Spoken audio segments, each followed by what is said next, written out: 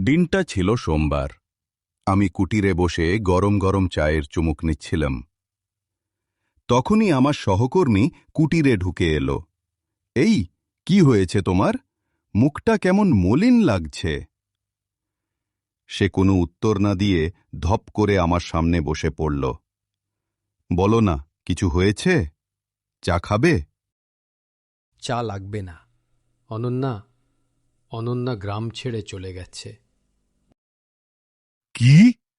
চলে গেছে? হঠাৎ কেন? সে আর ফিরবে না। তার বাড়ির লোকেরা ঠিক করেছে পরের মাসেই তার বিয়ে হবে। বলেছিলাম, কোনো লাভ হয়নি। এই গ্রামে একটা নিয়ম আছে, যার পরিবারে ছলাভা আসে সে পরিবারে কেউ টিকতে পারে না। ছলাভা? সেটা আবার কি? একটা জীবন্ত অভিশাপ। পূর্ণিমার রাতে রায়দিঘির কালো পানির নিচ থেকে উঠে আসে নিজের শিকার খোঁজে। শহরের মানুষ বুঝবে না, যে একবার ছলাভার চোখে পড়ে সে আর বাঁচে না। তুমি ভয় পাচ্ছ বলেই এসব ভাবছ। এসব কিছু হয় না। ঠিক আছে, কাল পূর্ণিমা। তুমি যদি সাহসী হও, আমার সঙ্গে চলো রায়দিঘির ধারে। নিজেই দেখবে ছলাভা আছে কিনা।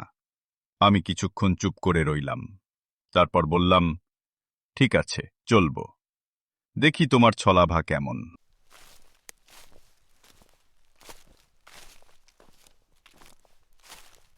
আমরা দুজনে রায়দিঘির পথে রওনা হলাম। চাঁদের আলোয় চারপাশে অদ্ভুত নীরবতা। দূরে শিয়ালের ডাক, শুকনো পাতার ওপর পায়ের আওয়াজ। এটাই রায়দিঘি?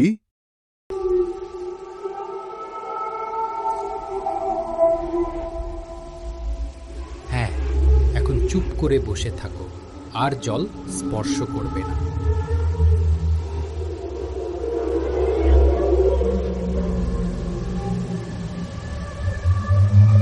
সময় পার হচ্ছিল, কোনো শব্দ নেই, শুধু মাঝে মাঝে হালকা জল নড়ছে। এই, কিছুই তো হচ্ছে না।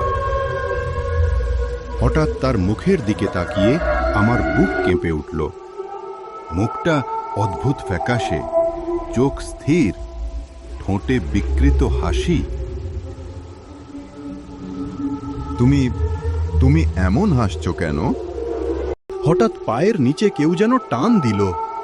আমি ধপ করে পানির দিকে পড়ে যাচ্ছি।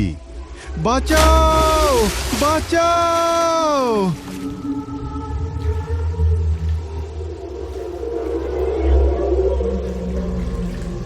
পায়ের দিকে তাকিয়ে দেখি পানির নিচ থেকে কালো কুচকুচে একটা হাত আমার পা ধরে টানছে। আমি ঘাস আঁকড়ে ধরেছি, কিন্তু সেই হাতের টান ভয়ানক। আমি ধীরে ধীরে পানানির ভেতর ডুবে যাচ্ছি। চোখের সামনে অন্ধকার, শরীর নিস্তেজ, গলায় ঠান্ডা জল, তারপর সব অন্ধকার। তোমাকে ছেড়ে আমি কি বাঁচতে পারি? দেখলে তো ছলাভা সত্যি আছে।